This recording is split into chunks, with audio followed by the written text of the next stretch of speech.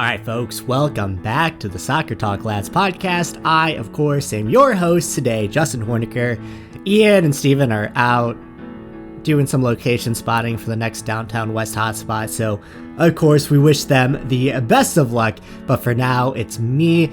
I have a special guest with me today, Wes Burdine, co-founder of the Minnesota Aurora, of course, the 551 podcast, and with just all of the knowledge of Minnesota soccer that you could ever want for a day like this.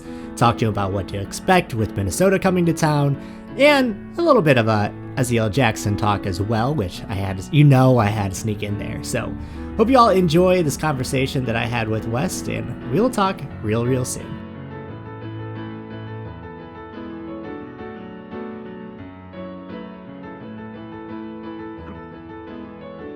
All right, everyone, welcome back to the STL podcast for another addendum episode. Easy for me to say. I'm talking with Wes Burdine of MNUFC fame, covering Minnesota up there. Wes, how are you doing today? I'm great. I'm looking forward to like big test this weekend with two undefeated teams going up against each other. Two teams that not many people thought highly of. So I think that's a good place to start, because obviously with the question mark around Reynoso heading into the season, a lot of people, including us, honestly, me, wrote off Minnesota since he was such a crucial part of their midfield and crucial part of their attack last year. But they have silenced those doubters for sure, not losing a game so far, and probably should have won last week given some time wasting shenanigans. But how is the vibe up there in Minnesota regarding how this team has performed so far? Yeah, you're totally right. I think everyone, even Minnesota fans, had a lot of tempered expectations for this season. Reynoso is probably one of the top three players who's most important to his team's success in terms of how many touches he gets on the ball, his assists, his goals. And so coming into the season, the question was, okay, well, can they adjust? And I think there's a lot of relief and positivity. On the one hand, the one side is you see a lot more cohesive team, people working together.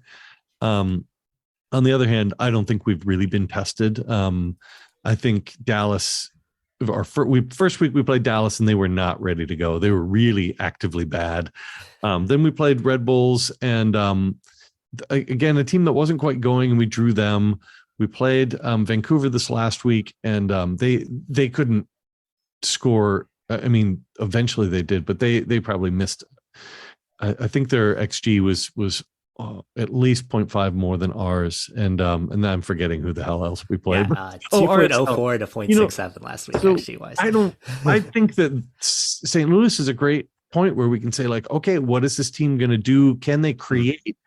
They'll probably try to smash and grab like they've done, but it's going to be a long season. But it sure is nice to not lose games. So gets everyone feeling good.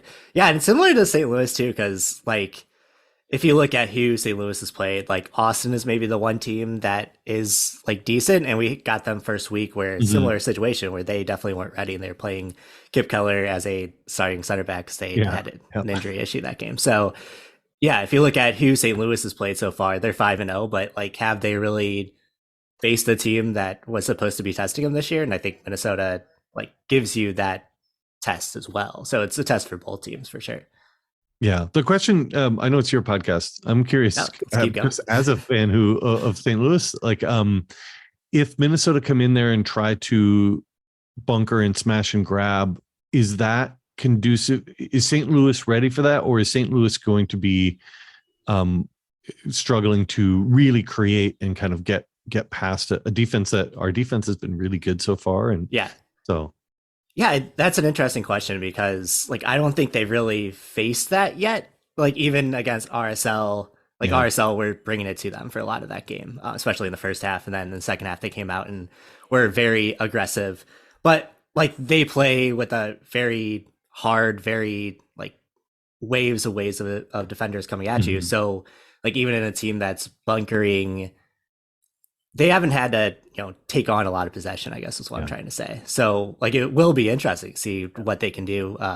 Cardinal has made some great adjustments at halftime of every game so far. So in my mind, from what I've seen so far, nothing tells me that they wouldn't be able to adjust and attack that from a different area, and especially with kind of what Klaus and Ludwig had been able to do in terms of like line breaking passes, and Klaus especially just kind of making his own space. I think they're kind of difficult to judge, and they're like unorthodoxy in a way. But yeah, it'd be a real test because they haven't had to face a team that like hasn't had interest in having the ball either, because they're usually like St. Louis as well wants you to have the ball so that they can pressure you and force you into mistakes. Leuven's a player I'm jealous of. I've watched a lot of Bundesliga and came here with Hertha Berlin, I think, and I didn't realize that he had transferred there until he scored that first goal for you guys, and I was like, God damn it, why didn't we get this guy? Really good. Yeah, and they also got him like at a pretty good transfer fee too, and like don't tell me that. No, it's another reason like I think people not realizing how good of a player he is for part of the reason why they've like, especially in those preseason predictions, and like I think he surprised us too. Like I was not expecting him to be as ball dominant as he is. Yeah. So from like a Minnesota standpoint, obviously Reynoso not there. He was their main driver last season. What's kind of been in their midfield like the main reason for the success so far this year? Yeah, I think you've got a couple things. We didn't know where goals would come from because you don't know who's going to be creating it, and our goal scorers, Luis Amaria was our best goal scorer in the past, and he came out famously a couple of years ago and said like, I'm going to score 25 goals here. And like, I haven't done the recent math of what he owes us on interest, but the juice is running, and he has not hit 25 in those few years. But we have Mender Garcia, who's kind of a younger player who has now scored 2 goals. That's nice. The goals seem to be coming from kind of these kind of either pressuring, turning the ball over, or these crosses that come from like this last week. Zarek Valentin, who's an MLS journeyman veteran, and also a great dude. So I think that is going to be a big part of how we play.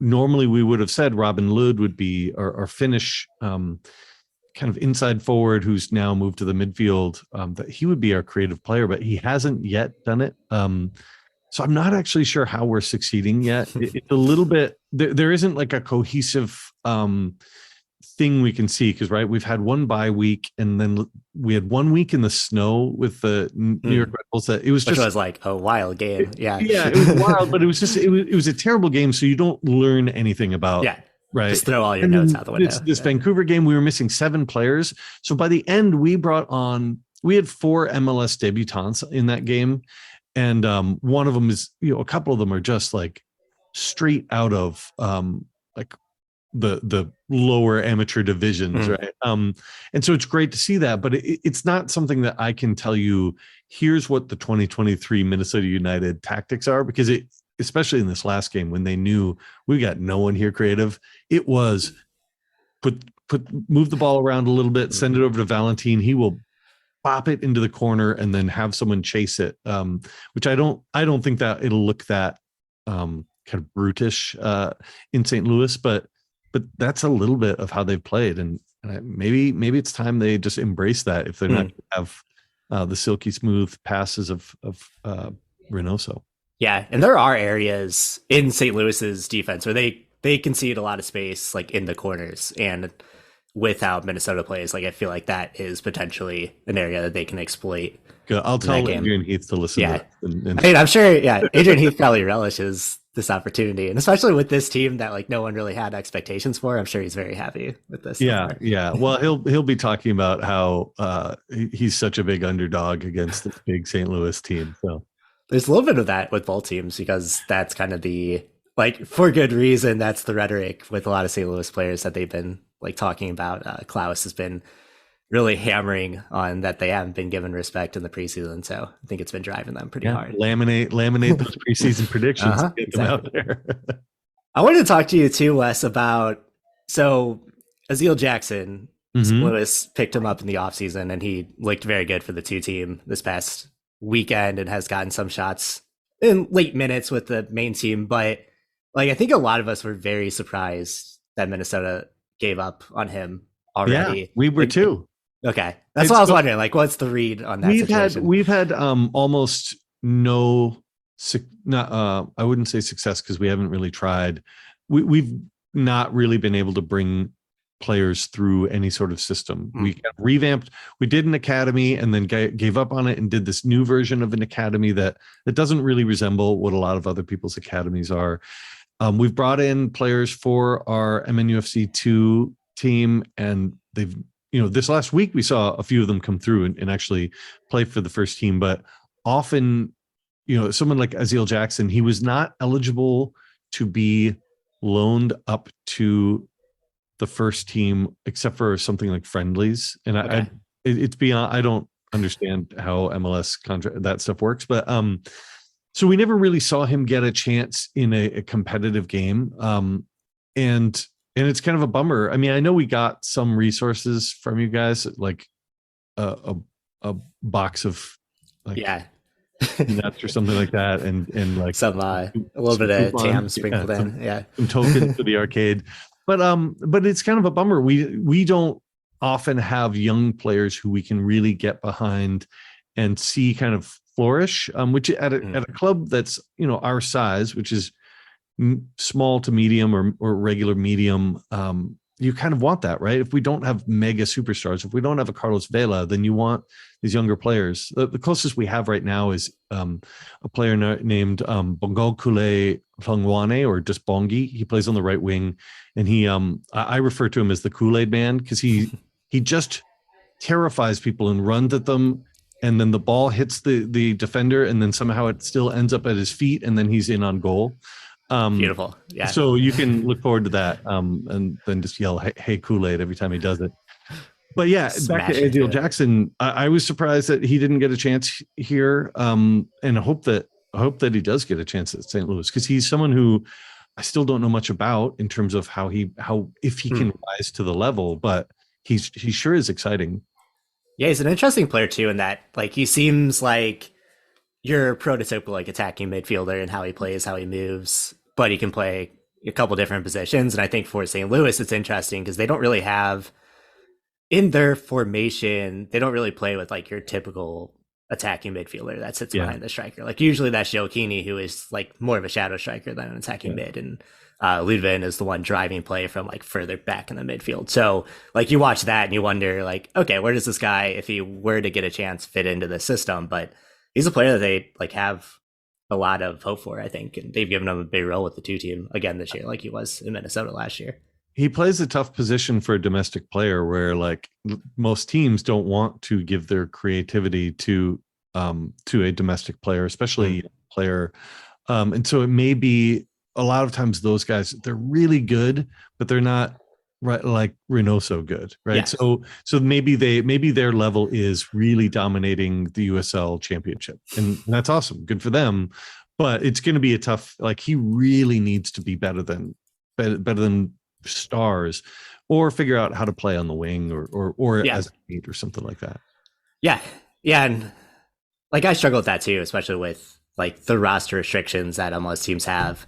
Like they need a little more flexibility with bringing those 2 players up and being able to fit them in, especially as we get outside of Leagues Cup and into the later periods of the summer, which is an interesting point because I am interested to see how St. Louis does as the summer rolls on and as the press, slows down like all presses do in the summer. Or once people figure it out, right? I mean, it's nice to rack up some wins in the beginning for you guys, because at some point you are going to lose a game, and then it's like banking on that, and then figuring out what the next plan is, right? Once people figure out what your plan A is, and for Minnesota, we've never quite done that. We've got plan A, and then like every once in a while, we'll just like Heath will get mad and he'll play a 5-man back line, and then we'll get a result, and then it'll go back to plan A.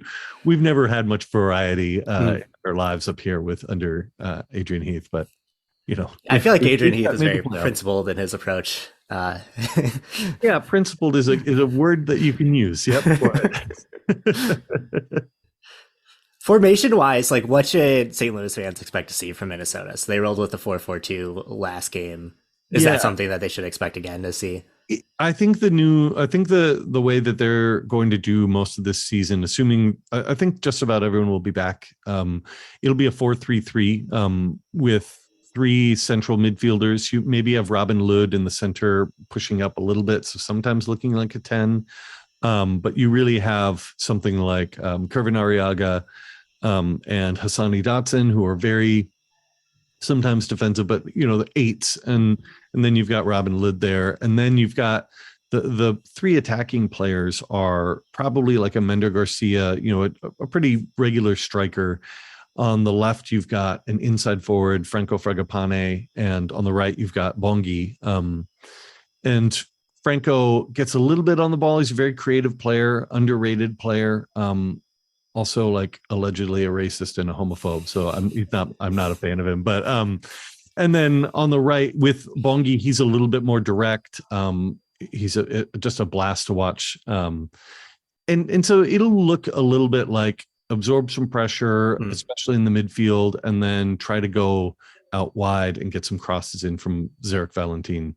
And then we do have this young South Korean player who might be making I imagine will make a debut as a substitute, but Sang Binjong is our new, I think he's going to be a winger, but we're not really sure what to expect from him. So he might be a wild card that can be thrown in, even started perhaps.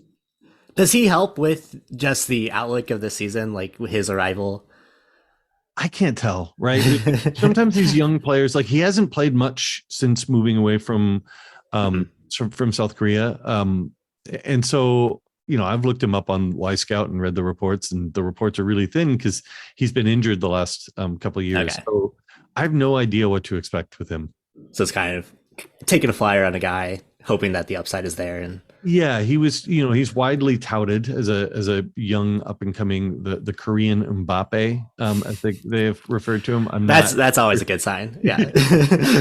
I'm not sure he's going to quite be that good, but you never know. I think personally I have like low hopes for him. Not low hopes, like, I hope he surprises me, but I don't have high expectations, I guess what I say, because we just don't know much about him. Yeah, and I think sometimes that like is a detriment to those kind of players too. If you have like too much of a high expectation, and then they internalize that a bit. And I had a lot of hopes for a young Uruguayan player named Thomas Chacon, who barely got played out. We spent like $2.5 million on him, one of those U22 players, and then barely got played and then disappeared. And so I've been hurt in the past, and I'm trying to guard my heart. Old wounds coming back. Yeah. What's Adrian Heath like? Does he give youth players a chance, or is it hard for him? Absolutely not.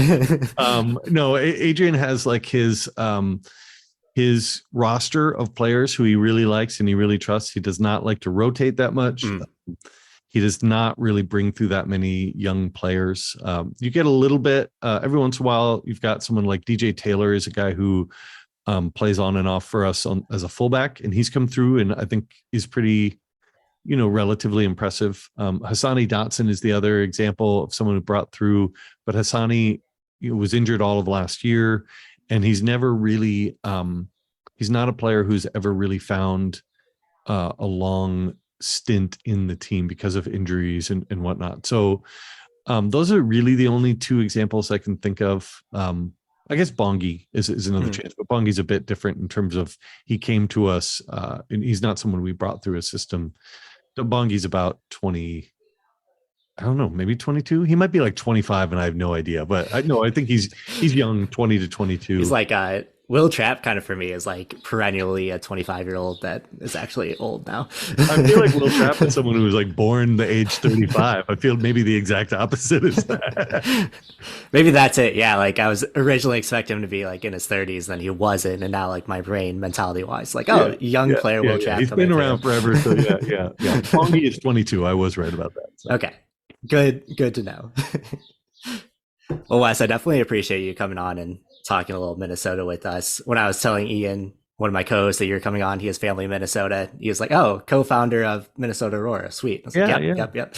Awesome. Well, that's super cool. No, it's great. I know there's a bunch of Minnesota fans who will be making the trip down there. I'm kind of jealous. I've got my kids' spring break is this next week, but I chose the Chicago away trip the next weekend because slightly shorter of a drive. Easier drive for sure. But I'm very much looking forward to, for teams like Minnesota, our closest rivals, quote unquote rivals, are 6 hours away with Chicago and Sporting, and so having another team under 10 hours is a real delight for us. Yeah. What do you guys view as your rival? Because I know like MLS Heineken rivalry week has always tried to push the Sporting rivalry. But yeah, we don't. We have none.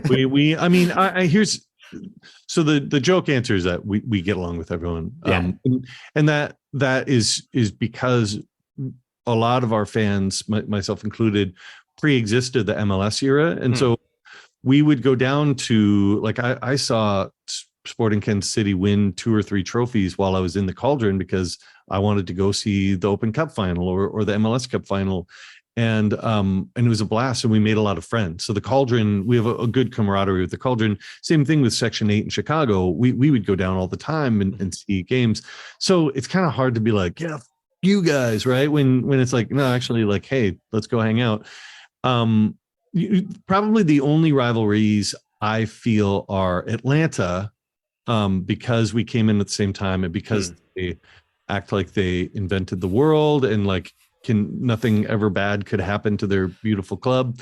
And things like Portland. I do have a lot of Portland friends, but Portland was a club who in the old days, we would sing like Dirty Stinking Hippies, right? Yeah. Like, I mean, we had good rivalries with them. Now, most people don't remember or give 2 damns about that. No, so I think it matters. Like we need to exist for like 40 of us, but we need to do a better job just like propagating those pre-MLS days for sure. Like, yeah, there's history there that we just don't acknowledge. Sometimes. Montreal as well. It's less with the fans and more with the players. We had some epic meltdowns between fights and red cards between players, so things like that. I don't think we have much of a rivalry, and in particular with the fans,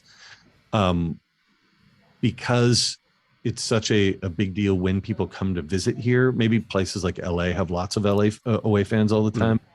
Here it's such a big deal. I obviously own a bar across the street, and it's very cool when like 8 Colorado fans come in, or at times, LAFC once brought 80 people and took over the bar because it was Sunday night, and all the Minnesota fans went home, and then they just stayed until 1 singing karaoke. So it's a blast. Like I just love soccer fans so much that unless you're a real asshole, and there are some, they're definitely out there. Orlando. I don't think Atlanta fans are actually that as bad as I maybe pretend, but places like Orlando where it's like, have you met a nice fan from there? I don't know. I'm sure they exist, 1 or 2, but we love people and love hanging out and love soccer. So we want to be friends with everyone. Yeah, I think that's our view of Minnesota. Also, it's like, what's to not like? They're cuddly, we're just friendly people. Like, hey, let's have a drink, and then we'll be like, we hate your team, we want them to die, but like, we're friendly outside of the 90 minutes. Which is good. That's how it should be. Wes, thank you so much. If people want to listen to some more Minnesota talk, where can they find you? I'm in semi-retirement. So I am recording a podcast of on 55-1 is the name of the podcast. But we gave up doing like the weekly recaps because by August, we'd be like, we've literally said everything we can say about this team, where there's nothing more to analyze. Like, just make some more subs, Adrian. That's all. So we are in kind of the let's record once a month when the mood hits you. Yeah, that's it. Like, all right, we played 4 games. Want to jump on Zoom tonight and drink some beers and talk about the game. That's the stage that we were at like 6 months ago before the Steam started playing. We're like, there's literally nothing else that we can say. Right. Let's see. We'll find out. I will say, to any of your fans, if they want to make the trip up, my bar is called the Black Heart of St. Paul. And it is, we do big pre-games and post games. We do drag shows and karaoke, and it is a wild time to good time. Yeah. Very fun to hang out with opposition fans and just just like relax with them and talk about the world of soccer and why we hate each other's managers and things like that, or our own managers. All the good stuff that soccer fans talk about. Well, Wes, I definitely appreciate it. And as always, thank you all so much for listening, and we will talk to you later. Thanks.